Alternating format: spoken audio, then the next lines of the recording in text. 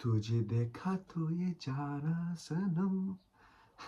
You know that love you see in the Bollywood films and the romantic films and Emily in Paris or whatever. Actually, I haven't seen that, but I know it's popular now. You know that feeling of like the butterflies you get in your stomach and all these things, and we think that's love, right? Which is it is to an extent, but it's actually just your hormones. It's your body telling you you've met someone who's potential for you. It matches your fantasy slash lust, and you know you get nervous and all these things. But what you'll find is if when you do meet her, or if you don't, you know, if you're a pussy and you just stay away from her. But if you go and see her and you talk to her and you get to know her, those butterfly feelings will go. And is that saying, oh, you're not in love with her? No, no, no. You did. You liked her at first sight, but you become more comfortable. So why would you be nervous with someone you're comfortable with, right? And people, girls particular as well. I think, no, both. They really crave that idea of first love, and so not first love, but like butterflies and all these things. And butterflies fades after a while. You know, people's at the honeymoon period, first 2 years. You know, you're like, yo, lovey, whatever. But then after that, it really kicks in, right? It kicks in and it goes like, okay, this is serious now. You're together as a couple. You got to make this work. There's a reason you got with each other. Majority of people in this modern age will get married with each other because they found each other attractive, which is okay, completely normal, but they're not compatible. You know, they had fun, they messed about, it was great, first time, whatever. But then they're living together. One's a messy dork. The other one hasn't got a job. You know, maybe the other one does have a job, but the other person is messing about. He's got no job. You know, let's say the woman's a chef or something. She's working super hard, and she has huge goals and dreams. But the guy wants kids straight away. You know, you have to really talk about these questions and topics because it's very important. You know, you can be compatible physically, you know, they look good together, blah, blah, blah. But it's about how compatible are you as a couple? You know, what's the age gap like? How do you work with each other? How do you deal with arguments? How do you deal with stressful scenarios? You know, because like I guess it's a thing. You know, when you meet, like let's say your sister's getting married and you meet the guy's obviously going to be nice in front of everyone, right? We know that, and it's almost like a gamble to find out what he's going to be like after marriage. Like I've seen so many times in Pakistani families where they get married and like it's great, blah, blah, but then like literally a year he's abusive and stuff like that. You don't know. You can meet the families and everything, but you just don't know what these people are like. That's why I think it's very important to get to know the person for a long time.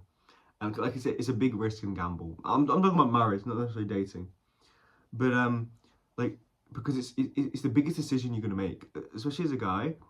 This woman can really dictate your whole life in the end because she could be hell. She could be absolute hell and ruin everything and be just frustrating as possible. Or she could be the pillar of your life and make it incredible. Like there's really two parts there. Okay, it can really change everything.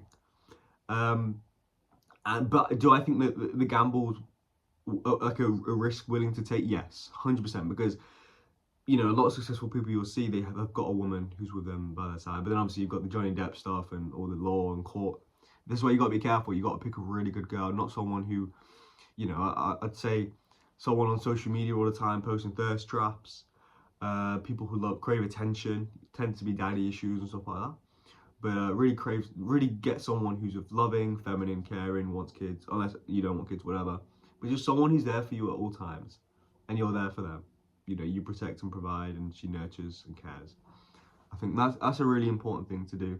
And another thing, boys, like it's not about how big, you know, all these parts you like. It does not matter. Like you're being brainwashed by social media to believe a woman has to fit this perfect image of this perfect body. You know, Kim Kardashian and all these things. And most of the time, these people on drugs or surgery and stuff like that is completely unrealistic. It's creating unrealistic standards.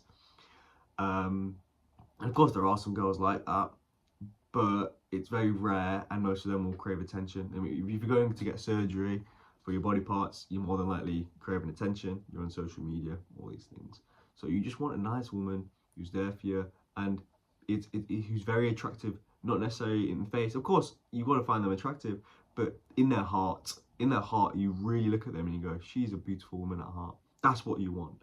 You know, you want someone like that. But like I said before, with that Bollywood love and romantic and butterflies, it dies off. It really dies off, and that's when you've got to really realize, okay, what are you gonna do now? You know, marriage is like finding your best friend, marrying your best friend, who's a girl, you know, and just working together as a team, because you're a team now, and you know, of course, romance and all these things are very important to building the relationship and stuff like that. But in the end of the day, it's, you know, most of the time you won't even see. Let's say she's working, you're working, you come back, look after kids, whatever, blah blah blah. You will go through arguments, of course. Everyone goes through arguments, but it's just how you deal with them and how you know. I love the I don't know the word. It's like acronym. It's not acronym. It's like a metaphor. Metaphor. That's it. It's like hardship is like the rain, right? The rain happens. It's not nice when it comes down. You know, you're wet, you're cold. But why does rain happen? Rain is the hardship, and the plants growing is the ease after the hardship. It's the light at the end of the tunnel. Right? The tunnel's hard to go through. You can't see anything, but at the end, you've made significant gains. Right? Similar to the plants growing, and without plants, we wouldn't be here. And similar to hardship through a marriage, you need the hardship in order to grow and become stronger. You know. So I think a majority now in marriage is like, okay, it's not working out unless it's divorce. You know, and that's very common. Whereas, you know, in the olden times, they have huge arguments, sometimes abusive, you know, and that's not right.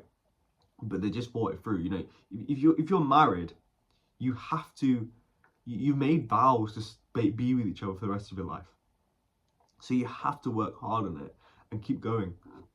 Excuse me. You know, you can't give up. You cannot give up. You have to keep working. Of course, if he's abusive, she's abusive, get rid of it. You know, that's not okay. But I guess it's the kind of flipping the leaf, because on one side you've got a woman who keeps staying with a guy even though he's abusive because he wants to hold the marriage and she's got kids. But then the other side is like, you leave straight away because he's argued with you. You know, it's tricky, especially when you have kids, but that's a different topic. And I think, but the general gist of this is like, really just find someone who is caring, loving, nurturing, and is like your best friend. You know, really get to know them, see them, and ask this question: could you see that person as the mother of your kids? If you say no straight away, can you bring this girl home? Will your mum and dad like her? You know, she's wearing skinny dresses and tight clothes. Is that something you really want to bring home? You know, so yeah. No, that was just, again, well, I say quick video, it's 8 minutes long, but it was good talking to you guys. I'm just getting out my thoughts. I'm interested to see what you say to these things. So yeah, see you next one, guys. Mwah!